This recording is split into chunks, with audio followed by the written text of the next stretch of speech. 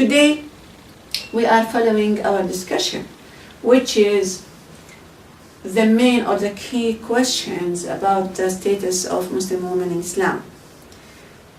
We've been showing in the previous lessons that how Al-Quran been dealing with certain habits, certain customs being practiced by the Arabs, and it being against humanity in principle, against any sound, or well, I have to say against sane understanding of human being, how people should behave when it comes to treating another human, regardless from their own sex.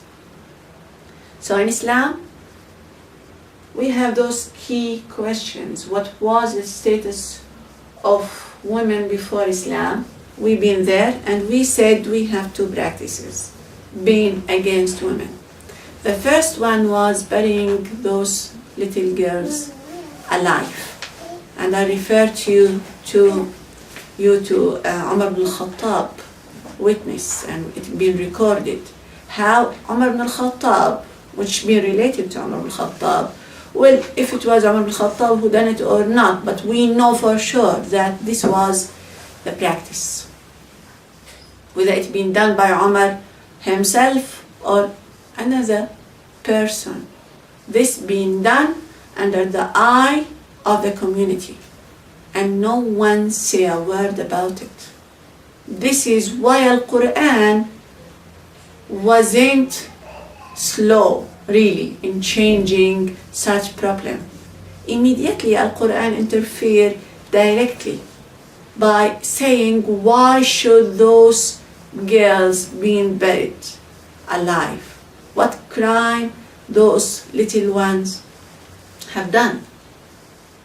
Such speech of Al-Quran, it is to negate, not to approve. It is to negate, to refuse, to reject in a very straight way such practice. So this being done, yes, in Al Jazeera Al Arabiya, in Arab Peninsula, this never happened again. Well, it may happen now in different places in the world. Some people, I saw some video on YouTube to show in some Yemeni village someone who died, have done it. But of course, now it is not with the approval of the community. The whole community stood in his face. Some people mentioned something like that in China, but I don't know. So they should bring in some evidence, because I've been asking some Chinese brother, and he said he doesn't have a clue about that. So we won't be, hear such news without having any or bringing any evidence. So the other habit was, as Al-Quran referred to it, it is adl. Ayn, da, lam. Da, lam. What is adala? And adala, it is a Quranic word. So Al-Quran been referring to the same habit with the same concept, with the same word being used in Jahiliyyah, which is Jahiliyyah meaning before Islam. It's been related to Aisha radiallahu anha in sound hadith in Al-Bukhari. It says,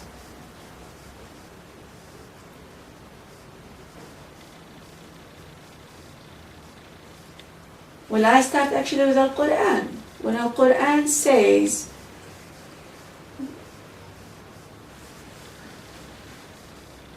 taking advantage from their weakness financially, this is actually the point, that they have to stop taking advantage from the weakness of women financially and sexually. This happened under the umbrella of adl. What was adl? According to Al-Quran, Al-Quran says, believers, believers, it is unlawful for you to inherit women against their will, or to bar them from remarrying so that you may came off with part of what you have given them. What happened that we have adl being practiced in different ways. The first way was like that. It be related to Aisha, and this is sound hadith in Sahih al-Bukhari. Aisha said that if a man, a husband or a father passed away, the woman who left behind, she may be daughter, she may be wife, according to the customs of Jahiliyyah, pre-Islam, that the male fellow of this deceased person will rush immediately, bringing their clothes, their garments, and to throw on the shoulder of that woman. That woman, again, we may have one woman, we may have more than one woman. The minute the minute he does that, it is a sign, it is a gesture to say that she is under my control. So if she being beautiful enough, he's going to marry her and to take her wealth, all her money, If she was not lucky enough to be, beautiful up to his standards, in this case, he is none, he is not going to let her marry anyone, to make sure that he is still having control upon her and upon her money. 2 in 1. So this is adl. This is one of practices of adl, and again this being related to Aisha radiallahu anha. Another way of practicing it, according to this verse, because the other one in different verse, actually it's being related to this by saying not to inherit women against their will. So this is the first practice of adl. The other one was refraining them or burying them from remarrying again. This may happen by the ex-husband or one of her male in her family. The male, again, the one who has control over her, the narration which we've been referring to. And the other way to be done by the ex-husband. How is that? If you want to marry again, to remarry again, although he divorced her, I'll kill you, the new husband, or I'll kill you. So the best thing to do is not to marry again. It's been related that Sa'd ibn Ubadah, who was one of the companions of the Prophet Muhammad ﷺ, and now we are talking about Islam. So the first thing done before Islam, Al-Quran immediately been against it. So Sa'd ibn Ubadah, this companion, after Islam, he be Muslim now, and the community are Muslims. We are talking about Muslim community in Medina. Sa'd ibn Ubadah divorced his wife. Sa'd ibn Ubadah been known for his jealousy. The minute he divorced his wife, none of Muslims, male, try, even think to remarry her again. When they've been asked or her name been mentioned, they said, we are afraid from Sa'd. Although Sa'd this time, because he is Muslim, he never say a word, still the community count upon the ex-husband well, if he is happy with that, or if he will be really jealous and this won't bring any peace to the new couple. However, again, this time it is not under the community consent. So people still have some thing inherited from the first days before Islam. This is for sure. So going back again, the other question will be what Islam gives women in Islam. What Islam really gives women after this era of Jahiliyyah. Well, the first right is to be alive. We said that before. The second is to give women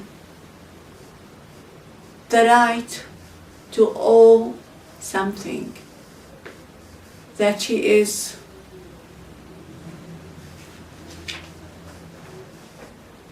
full human being. She is competent, you will say. Competent. Yes, not confident. Competent. Exactly. To earn money, spend money, and to be responsible for her own life. This is why it is not allowed to marry any girl against her will. We have this in a prophetic saying that the Prophet Muhammad ﷺ said to males, said to men, you are not allowed to marry any girl against her will.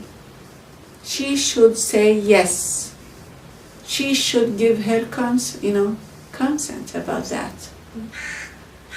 So they said to him, to the Prophet, "Oh, the Prophet of Allah, what if she didn't say a word? Because she is shy." He said to be quiet and not to say a word because of shyness or out of shyness, being shy. In this case, this is her approval. This is why here in Jordan, the Imam who been sent by the court to write the marriage contract, he should sit with the bride in person and to make sure that she has a full consent about this marriage and not to be in any way blackmailed by her mother or by her father or to be under any other forces. You won't believe what kind of forces, what kind of pressure women really face, and especially girls really face in such circumstances. So still being done against the woman, well, although Islam said this is not lawful, this is haram, well, yes.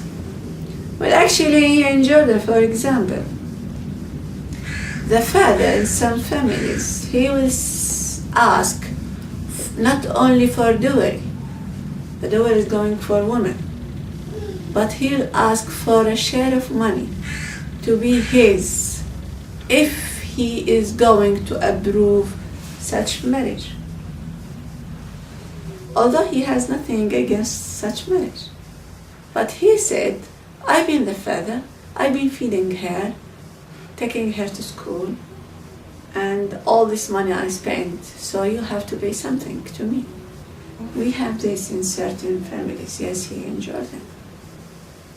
It is exactly, I don't like this comparison, but it is exactly, and this is actually how they put it, that if you want to rent some shop and you want me to get out from that, he is another one who rented as well. In this case, you are not going only to give money, rent, only to the ownership. You have to give me money to move. Is that the khlu? Yes. It's haram, eh? Yeah, this is, well, in, hang on. Oh. In In markets, they'll say yes because now he is selling you the name of this shop because he made the name. But you can't have such comparison with human being. Again, I have to remind you, especially when you are talking about marriage. Before Islam, marriage being considered to be a kind of slavery. You'll go back to some commentaries book in Arabic. It been related to some salaf. And of course, it's been related in certain narration to be as hadith, as a prophetic saying, while it is not. So if it is related to the Prophet, this is not hadith, this is not sound. If it is related to somebody to say his own view, well, it is a human people, ordinary people view. So it may be right, it may be wrong. This saying, which is related to Salaf, and again, it being in a false way related to the Prophet in some narration, which is wrong. It says that marriage is a kind of slavery. So if you want to give your daughter in marriage, you make sure what kind of person you are giving her to. Literally. This is why, according to some ulama, for example, Quran and Sunnah give maintenance as a right of woman upon her husband and upon her father. In marriage-wise, they said, well, because it is a kind of slavery, again, the same pace.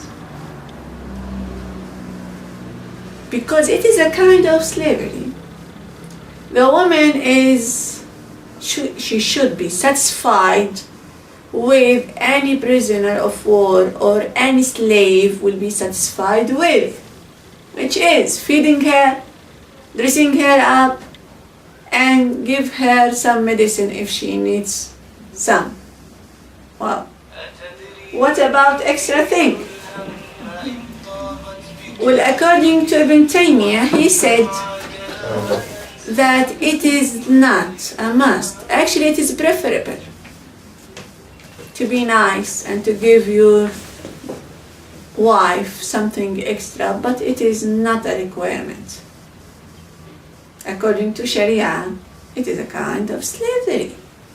Well, it is not. This is not according to Sharia.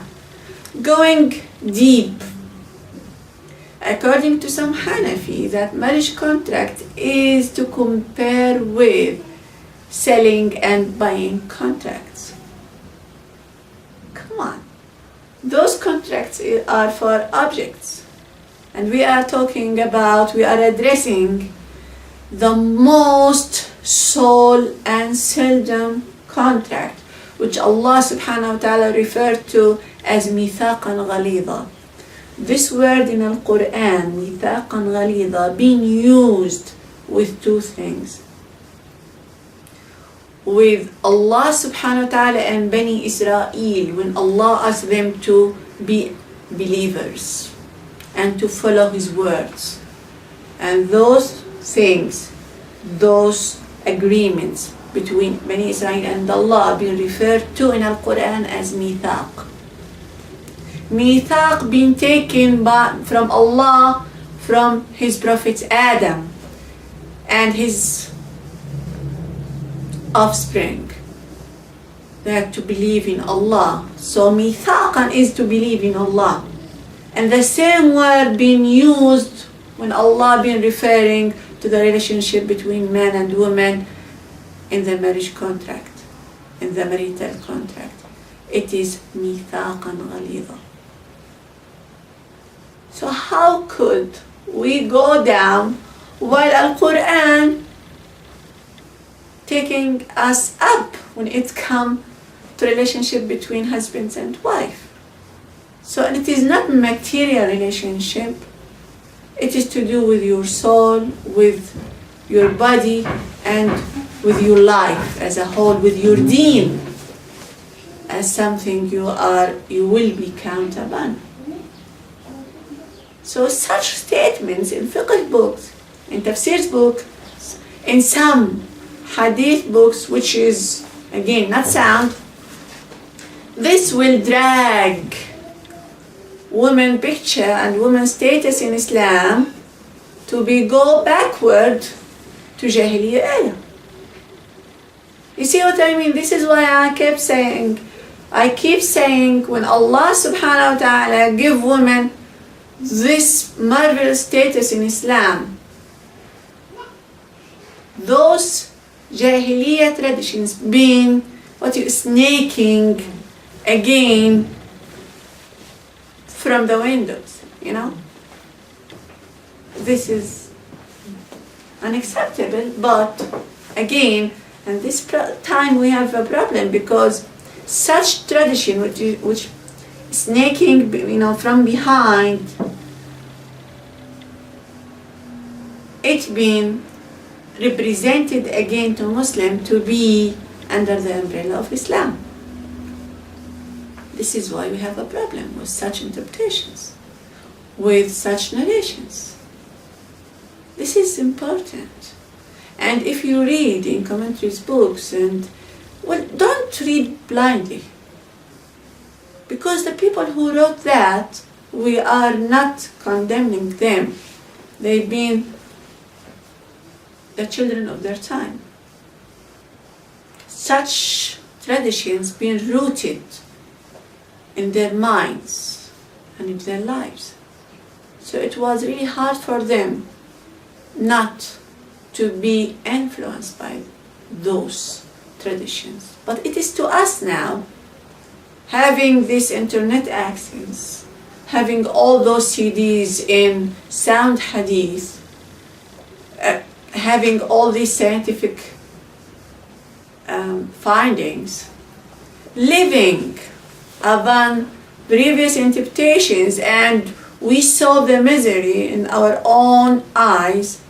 I think all these things, all these facts, should bring us away from such improper understanding and to try to pure the text and the understanding and to live upon the text itself instead of living upon what people, just human, and they are not infallible, said. This is important, and I think this is the message behind our work. The other question, again, which is related to our discussion now, is Islam compatible with human rights when it comes to the right of women in Sharia? I believe not. Compatible? What is the meaning of compatible? What is the meaning to get along with, to work with. Does it? Well, I think yes. But if it being related to Islam as pure, Not Islam now. not Islam as being interpreted by some people, not as Islam being represented by some people. Islam is peace. Islam is about respecting, it's about being just, treat people in a very fair way. So again, I remind you about my golden rule. If you don't have any idea about Islam, any idea about how to treat some verses, how to read some, not in Arabic, not about just soul reading, about understanding perfectly. Or if you have a problem with some saying and you are not sure if it is related to the Prophet or not, or if somebody read in front of you some statement and to relate to the Prophet or to relate to Islam, you have to stop. So you hear, you stop, you think, you ask, do I have problem with that? If you do, so the other question will be, is it really Islam who says such thing? Because this is the golden rule. The golden rule here, Islam never been in contrast with sound understanding, sound human understanding, and never been in contrast with justice. So if you have a problem in these two area, immediately you question the source. And then, if you get your answer, question the understanding of such evidence. Reminding you, never, never, never treat any statement, any Islamic statement,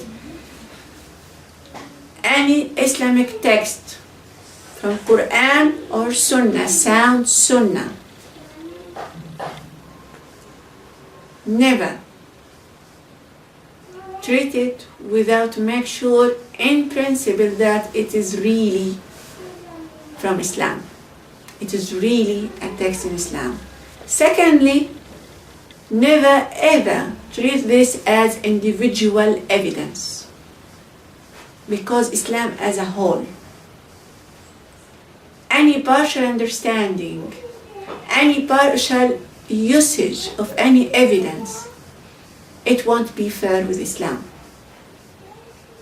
You can't do this to human effort. You can't do this, for example, if you read a book, human book, any book. You are going to question the author. It is really the author who said such and such. And then you will ask, what is this statement related to? Is there any statement there to go in parallel with this statement, or we have another statement from the same author which is in contrast with this statement? So if we have to do it with a human work, why should not we do such thing with Allah's work, with Al-Quran and prophetic Sunnah? This is the revelation. This is the source of our religion. So I think the minute Arab and Muslims, they are not fair with women, this is because they are not fair with the text itself. This is my finding, and this is how I believe in it. The other question will be, does the picture of women in Islamic world reflect the real image of Muslim women according to the textual evidence or the recorded history in the first days of Islam? I believe not. I believe, and now I'm quoting, I think it was Al-Mawdudi who said that, if the West,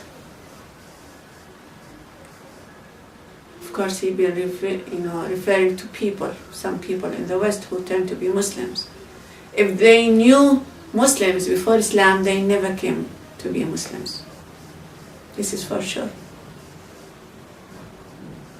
Because Islam is, again, it is about being fair to everyone, regardless of their sex, religion, nationality, whatsoever. So historically speaking, women in the first days of Islam, she never suffered. And now I can give you some examples. When things started changing, it happened in Umayya Khilafat, referring to Bani Umayya Khilafat, which is Umawi Khilafat. That Abd al-Malik ibn Marwan, the Caliphate, he sent to Aisha that, and she is the wife of the Prophet, if you want to circle around Al-Kaaba, which is Tawaf, you have to know that we have 2 different days. So it is done now under segregation. Men should do it alone and women should do it alone. The minute this reached Aisha, she said, how dare you? How could you? We've been doing this in the prophetic days, men and women. How and why should you change such thing? Are you feel more pious than the Prophet Muhammad sallallahu alaihi wasallam? She didn't say this word, but actually this is the outcome of her words. And I ask this really. Does there anyone who is more pious than the Prophet Muhammad sallallahu alaihi wasallam? I'll give you the other examples. Of course, upon Aisha reflection, immediately Abdul Malik ibn Marwan stopped his project, and segregation is not requirement immediately upon her words. I think Aisha felt the dangers of such message, that what we are doing is to keep Islam. We are the guardianship of Islam. If it is, again, as if Allah and His messengers do not really look for the interest of human. And it is if we are saying that Islam is not suitable for every place and every time. This is the message. And this is why immediately one of the sons of Umar ibn al-Khattab, he been talking to his brother and he was talking to his mother, not direct mother, to the wife of his father, wife of Umar ibn al-Khattab. Stepmother? No, not stepmother. Yeah, stepmother. He said to her, you are going everywhere, you are going every prayer time to pray in the mosque. So she been every adhan, every call for prayer, she will go to masjid and to pray with the people there. And he said to her, don't you know that Umar ibn Khattab hates that? He is not happy with that. She said, what refrain Umar from asking me not to do so? See women in Islam, she won't take the word of men for granted, to take it as it is, and to follow blindly. No, they question. He said, don't you know that he is jealous? She said, what did refrain him from telling me not to go? He said, what refrained him from saying to you anything, that he heard the Prophet Muhammad ﷺ said, don't abstain women from going to mosques. The meaning, it is not to men to say to their women, don't go to the mosque. This is unlawful. This is the meaning. She said, well, this is why I'm going. The other son of Umar ibn Khattab, he said, if you go, I'll make sure that to stand in your face. And every woman's face, if she want to go there, because those women will take advantage from such permissibility. I don't know what kind of things that they may do. He has his own suspicions about it, his own doubts. The other son of Umar ibn Khattab, immediately, he said, how could you? I'm telling you, this is the saying of the Prophet Muhammad sallallahu alaihi wasallam. The Prophet himself make this permissible. And you are telling me you will stop them from doing the mosque? I will not stay with you in the same place ever. Because you are standing against something that the Prophet said yes, and you keep saying no. See such reaction. I think such reaction is most needed now. From women, the minute you say, okay, I'll drop my right, so your rights in Islam will fade away immediately. You've been educated with your own rights in Islam.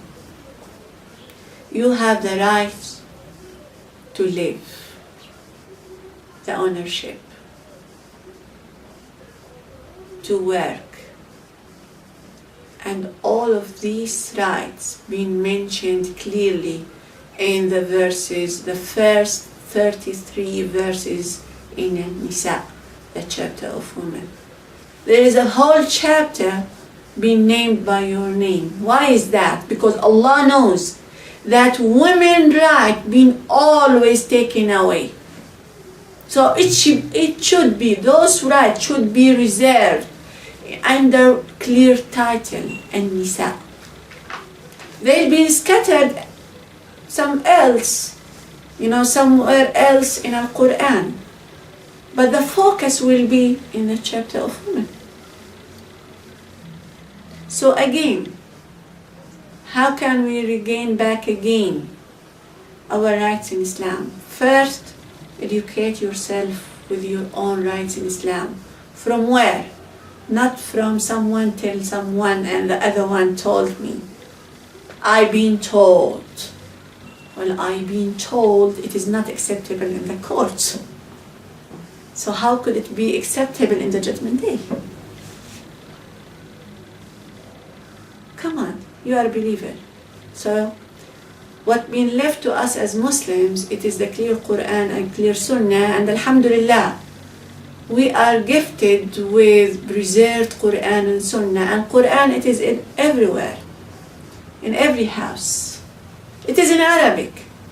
What can I do with the translation? Translation is not right. Well, not precise, the proper word. So what can I do? Well, you bring in different translation and you compare. And then you will come out with at least the most nearest understanding to the verse in Arabic. I'm not saying the perfect. Well, even the Arab, they never reach the perfect. The perfect, again, the example of the Prophet Muhammad ﷺ. So you educate yourself with the sound hadith. If you have a problem with any sound hadith, understanding, not with the hadith, the understanding of this hadith, you question yourself. You question the understanding of human being, and you try to read it. I love this, and I close with this. The father of Muhammad Iqbal, he is one of the great thinker in Islamist history, talking about the last era, talking about our own time. What happened with him, he said that I've been reading Al-Quran and my father, he entered in. His father saw him reading Al-Quran.